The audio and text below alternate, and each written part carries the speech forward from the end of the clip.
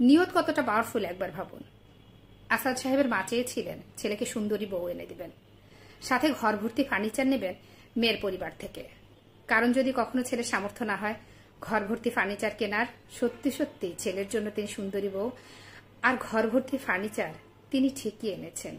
কিন্তু যে ঘর সাজাতে এত কিছুর আয়োজন, সে ঘর গ্যাসের লাইন থেকে আগুনে জ্বলে পড়ে ছাই হয়ে গেছে সব।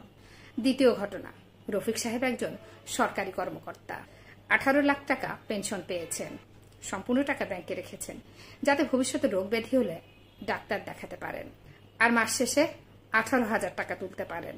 মাত্র 4 বছরের মাথায় উনি ক্যান্সারে আক্রান্ত হলেন।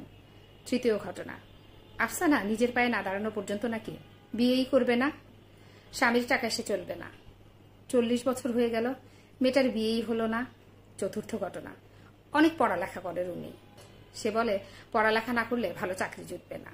বিয়ের পর স্বামী যদি মারা যায় তখন তার কি হবে, ভবিষ্যতের কথা তো আর বলা যায় না। কি ভাগ্য, বিয়ের 5 বছর পর তার স্বামী মারা গেল। নিয়ত কতটা পাওয়ারফুল দেখুন। এই ঘটনাগুলোর চরিত্র সবাই কিন্তু আমাদের আশেপাশেই আছেন। আসাদ সাহেব সুন্দরী বউ আর ঘর ভর্তি ফার্নিচার ঠিকই পেয়েছেন, কিন্তু ঘরটাই পুড়ে গেছে। রফিক সাহেব টাকা জমা রাখেন কারণ তার রোগ হবে বলে।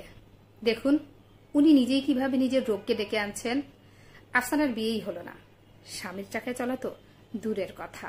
রুমি চাকরি করে কারণ তার স্বামী মারা যেতে পারে বলে। প্রত্যেক কাজ করার আগেই নিজেরা কিভাবে নিজের গতিকে ঠিক করে দিচ্ছেন।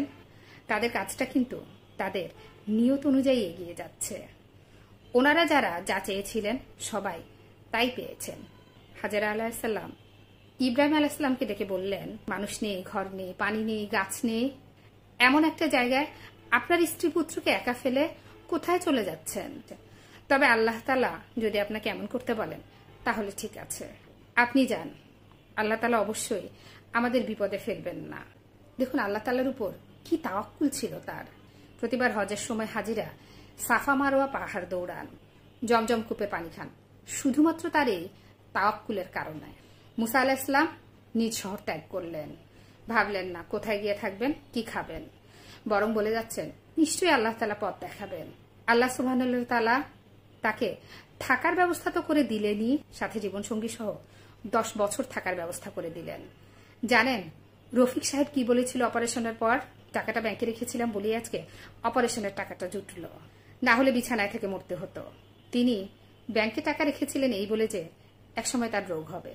আজকে আপনি আমরা সবাই আল্লাহ তাআলাকে ভয় করা বাদ দিয়ে ভয় করি রোগকে, ভয় করি টাকা না থাকাকে। আমরা কতটা নিচে চলে গেছি ভাবুন। এক ভাই বাড়ি বানাচ্ছিলেন, বলছিলেন তিনি ঘরে ভেন্টিলেটর দিচ্ছেন এই নিয়তে যে ফজরের সময় ঘরের দরজা জানলা বন্ধ থাকলে এই ভেন্টিলেটর দিয়ে ফজরের আজান শোনা যাবে।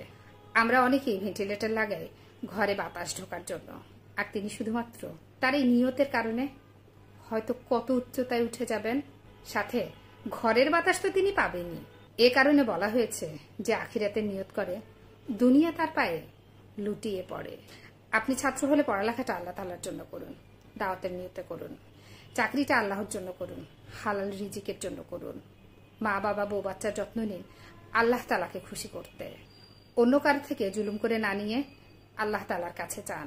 নিয়ত করুন আল্লাহ যেন আপনাকে এত বেশি দেন যাতে আপনি অন্যদের থেকে না খুঁজে উল্টো আপনি অন্যদের দুহাত ভরে দিতে পারেন।